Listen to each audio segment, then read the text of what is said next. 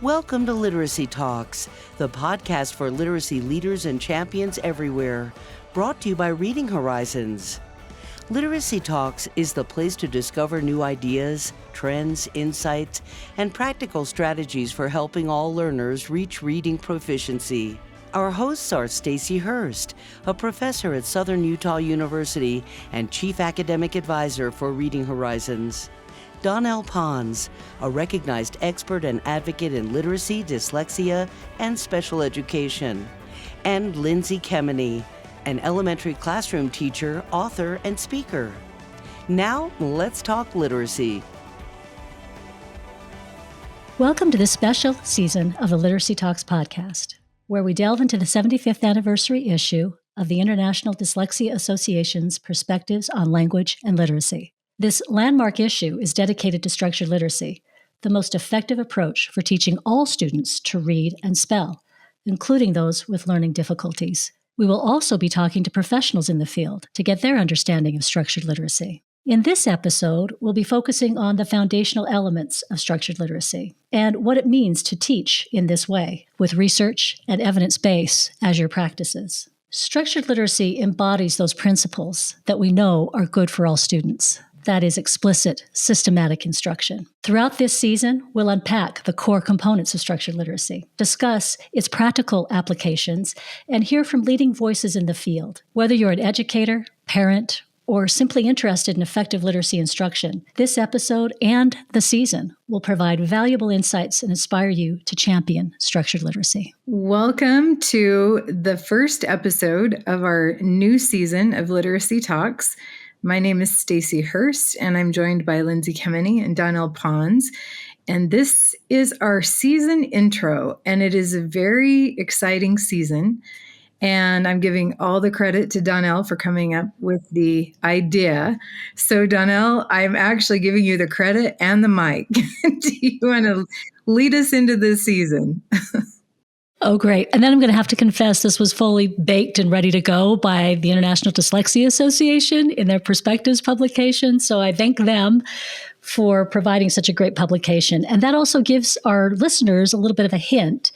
So being able to access or get their hands on a copy online of Perspectives, the 75th anniversary edition, will really be focusing on a lot of the pieces that are in there for this coming season. And so we'll also hit that up again to remind you if you want to actually look at it.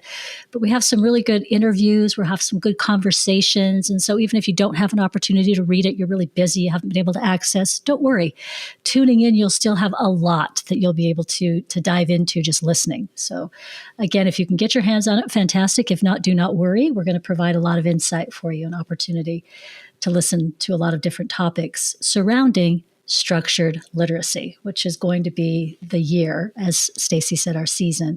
We're really going to take a deep dive. And as I mentioned before, the International Dyslexia Association chose to focus for its 75th anniversary, which was a nice celebration for them, chose to focus on structured literacy. And so the entire publication does just that. And they speak with a lot of really great people in the field who have taken some time to write and to be concise about their thoughts and feelings on structured literacy. And it's all around the who, what, where, why, how, that stuff that we love and that we need. So I think educators are just going to love it. And the other thing is that this is really a conversation. So we fully intend to kind of stop, have a chit chat about things, because that's the way we do things, and also to talk about how it impacts each of us in our different settings. So that'll be important as well. And we're also going to provide, not only that definition of structured literacy for our listeners who are out there going, hey, wait a minute, I'm not familiar with that term, although I assume a lot are. So I'm not assuming you don't know.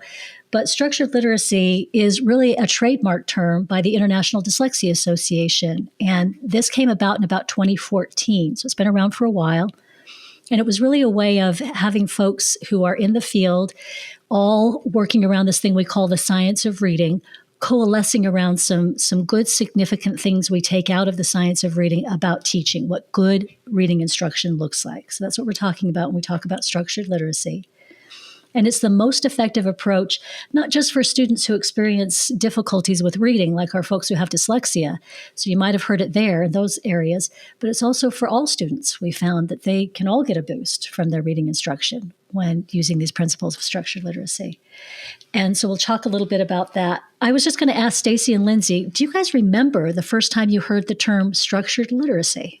I don't remember the exact date, but I do remember actually wondering what it meant. And I think it kind of came about around the same time as we started using science of reading as a phrase ubiquitously.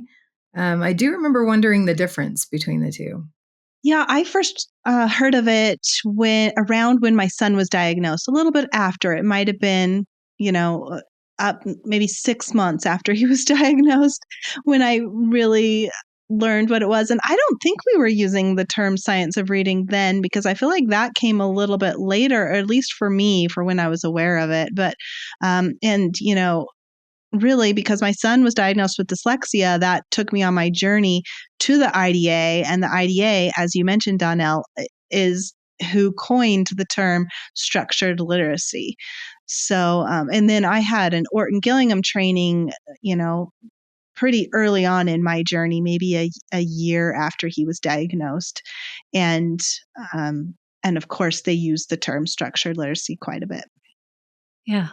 It's interesting because, as you say, each of us kind of has a different, and Stacy, you couldn't remember the exact date, but you kind of think, oh, maybe it came around this time period. I think for all of us, it's kind of like that's a little hazy. We don't know the exact time period when we came in contact with certain things. But I think for me too, Lindsay, it was in a training. I think that's and it was Wilson, reading and spelling. And it was in that training, I'm hearing this term structured literacy tossed around a little bit. And then in different settings, I'd hear some people chit-chatting and they'd mention the term structured literacy. Sometimes at a conference, you might hear it dropped in. And then I was kind of surprised that as I made my way to the IDA website and was cruising around on the info sheets that they had, there was a graphic and looking at this graphic and wondering, oh, okay, that's really interesting. So where does this fit? And referring to it that way from time to time for what I was gathering, the information I was gathering in conferences and things and in my settings, and then going back and referencing the infographic. That's kind of how I was introduced to it too. But it was nice because it gave us a talking point, didn't it? Structured literacy kind of gave you a talking point and a place to start. Did you guys find yourselves using it ever when people would say, oh, well, so what's so different about what you do or what you think about reading? Did that term come in handy at all? Yeah, definitely. Especially when we say, what was I doing before balanced literacy? And but it really gives you a map. And I remember I felt like that. It kind of gave me this map of what I was supposed to be doing. Yeah. And Stacy, we've used it sometimes when we have been talking to folks at our state office of education, haven't we? It's been helpful there. Yeah, especially to focus on the word structure, because English has a structure. And I think in the issue it mentions, it's a structure within a structure within a structure, right? And it does, like Lindsay mentioned, give you really good clarity around having conversations about what that instruction looks like and why it's important. Yeah, I love that. I think that's so great. We've just kind of stopped here a minute and had a chit chat about structured literacy just to get our listeners, this is, if you're unfamiliar, it's okay. And to kind of think about, okay, what are my own thoughts on structured literacy? What have I thought? And then how that might be enhanced or change as you're listening to the podcast this season. That's what we're hoping that this does, is maybe broadens, expands, and even gives some talking points for some folks that maybe don't really understand or you want to share this with, or you think it would be helpful. So just thinking of different ways in which the term structured literacy and what you're going to come to find out from these experts and others that we're going to be listening to, how that might be helpful in whatever it is you're doing. I think it's really helpful with a lot of the work we do with advocacy, because structured literacy, as you guys have helped pointed out so well, it's a really good way of talking about the structure of how we do things. So if someone's really unfamiliar, it gives you a great baseline to start from. Well, it's explicit, it's systematic, it follows a sequence. It starts typically from things that are the foundational, easiest skills, and we build from there on it. It's mastery based. There's diagnostic to it. So all those really key important parts are within that definition. So if there was real wisdom in putting it together, I'm in awe, aren't you guys, of the folks that came up with the term and sat around the table and came up with this. So we talked about some of the key takeaways that we're going to have from what we're chatting about, and we're hopefully going to do a deep dive. And the first one we thought we'd dive into is there is a first article, and it's not the only one, but Barbara Wilson and another individual, Jessica Hammond, who is the founder of Glean Education. Of course, Barbara Wilson, we all know from the Wilson Reading and Spelling System. They have kind of come together and done a little article, one of the first articles, and it's kind of an introduction into what we're going to see with the rest of the IDA. And what's interesting is I thought one of their first lines out of it was important enough that I kind of underlined it and said, I'm going to share this one right directly from the book. But in this article, the two of them together, it says Introduction to Structured Literacy, an approach grounded in the science of reading. You'll hear that a lot. It's helping you understand the components of the science of reading.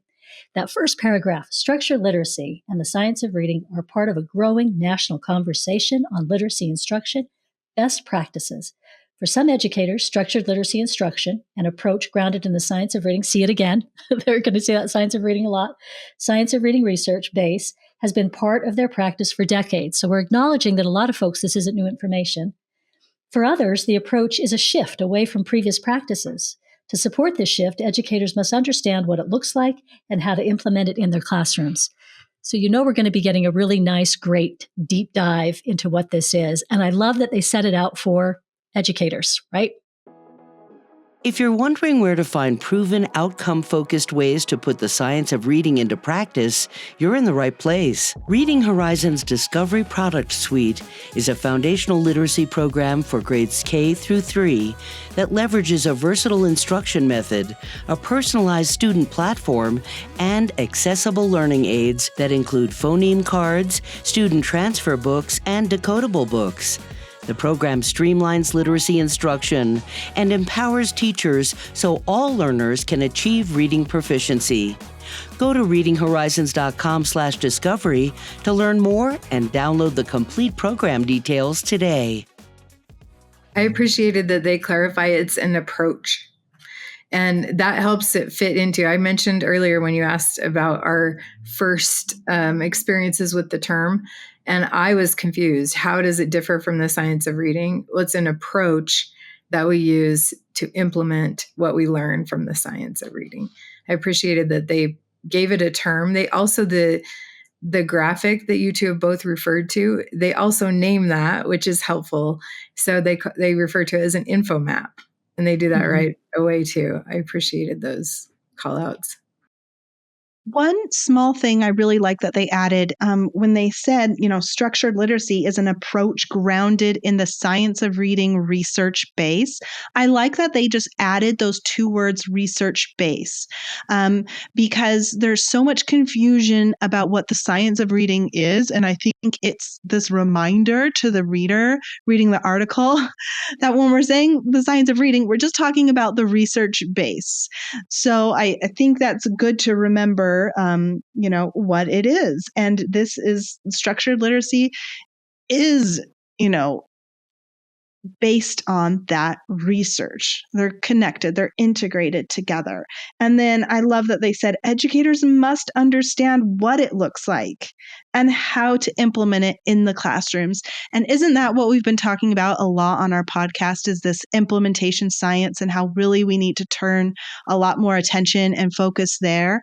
And so I appreciate they said that, because it's so true. We need to understand what it looks like.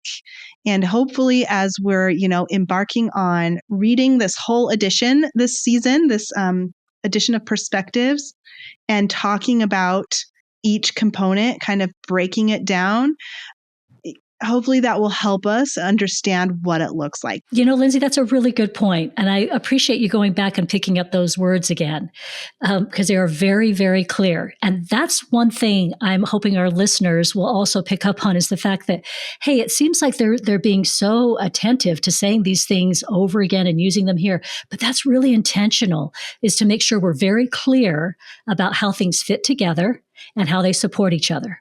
And that I really appreciated, as you've pointed out just in this article, and you'll see it throughout the publication. It's another thing that's really great. I'm going to read a little bit more, and I want you guys to respond because I think this is also interesting. It continues in the second paragraph and says, in response to this, that is how to support that shift for educators who want to understand what it's like and what it looks like in the classroom.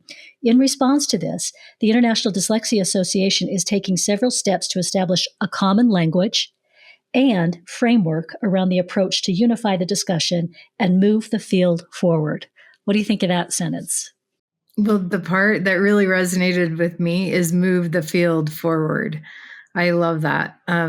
Elevating teaching as a profession, I think, is a very worthwhile goal. I love this idea of being unified. And I think a lot of us are, especially, in this science of reading community that we have, we are united in purpose. And we feel that when we go to different conferences. The three of us have talked about that. We love that. But we have a lot of attacks happening on both sides. And I really would love to see both sides of the issue, all of us become more unified in purpose. What do we want? We want all our students to be able to read and write. And let's keep that, at the forefront and work together to make that happen. It's easier said than done, but I like that call for unification. And not only of, like Donell, you said earlier, integrating all of the elements or structures that we need to attend to in instruction. But Lindsay, what you're talking about as well, I feel like reminds me of, it calls my attention to the way they artfully did not dismiss the system wherein we apply these things, right? So when you're talking about being unified, I was 100% agreeing with you and thinking also with people who are responsible for implementation, whether that's an administrator or support staff, it will help, I think, really provide a common language and vision. And the wisdom of having something so well put together as structured literacy and with the talking points way and the way that it supports itself, so you can engage in these conversations, as you're saying, with everyone within a school system, right? So really appreciated that. Thought it was great. And I love that Barbara and her cohort here, Jessica Hammond, led with that in this little piece here about the introduction too, because it gives us the whole understanding, a good base to go, yeah, I'm really excited about the rest of this and potentially the things that I might be able to take back, have discussion. And as we say, move the work forward, right? There was something else I had on here is they go and lay out who's going to be in the publication. And I tell you, it's a who's who. That's why we're really excited, because there's a lot of great contributors to this particular Perspectives edition. And so it lays out that we're going to get some information about the why, and that's going to be delivered by Kareem Weaver in here. He's talking within it as well. And then we're going to be getting a lot of information about the what and the how and the who. As I said, Barbara Wilson will appear again as she talks about the infographic Stacy has talked about, having a good visual. So for folks who like to see it visually, that will be nice. And then we have Linnea Erie, who's going to weigh in, and it's always good to hear again some of those principles that maybe we're familiar with, but she hits them again with phonemic awareness particularly. And Dr. Louise Spear-Swirling is in here too, she's one of my unsung heroes. I don't know, it's been a while since I've heard from her or seen something, but every time she delivers. Do you guys feel the same way? Yes. I think she is one of those professionals that have an impact on our lives that we don't even realize as educators. I know she was very central to my research for my master's thesis, but as I have only continued to read her work, I think, oh my goodness, she was calling this out. She was drawing our attention to this decades ago. Right. And I remember she wrote one of the foundational articles that showed us the difference between structured literacy and maybe business as usual or a whole language approach. And she laid it out very clearly and concisely, did such a fantastic job with it. I used it so many times as a talking point. That's got to be at least 10 years ago. So like you say, have been around doing this for a long time, have been in the field talking. So that'll be great to hear more from her, Dr. Louise Spear-Swirling. And then we're also going to have some words from Dr. David Herford, who's one of the editors-in-chief of this publication perspective, and hear about his thoughts about how they came to this terminology, and then also some other really good information he's got with the work that he does around students who have dyslexia and learning more. So I think it's packed, it's meaty. Are you guys excited? I'm very excited. I'm really excited. And on what we were just talking about, I'm just so grateful for these people who have been doing this work, researching and sharing their research for decades. I'm sure it's frustrating to them, that we haven't seen more movement. And I'm excited that now, we have a lot of national attention on this, and I hope it really moves the work forward. But I'm just so incredibly thankful for, these literacy pioneers and these individuals who have been doing this for a long time and dedicating, so much time to it. We can learn so much from them. And yes, I'm excited. So we just talked today, we're just talking about this. It's Introduction to Structured Literacy, right? This article. And we would love everyone to read along with us. So we assume this is our first one. We know you haven't read anything yet, but we'd say, start with this introduction we just talked about today. And then, like Donell said, there's the other one by David Herford and Carolyn Cohen, which is also an introduction. Structured Literacy Prevents Reading Failure, right? So we would recommend reading that one before our next episode. Yeah, with David. And then also, it might be this season, if you haven't subscribed to get those episodes coming to you, this might be the season you want to do that. Because if you're in with the first one, they're all just going to support each other. It might be that time that you say, I haven't typically subscribed, but this year I think I want to get those in order. So try that also to keep yourself on a schedule to make sure you're getting the next episode. If you're following along, that ought to help too, because we will be doing that in an order this year. And Donell, have we shared, did you mention where our listeners can find the Perspectives issue? Yeah, so the International Dyslexia Association website, and you can go there and access this Perspectives 75th Anniversary Edition.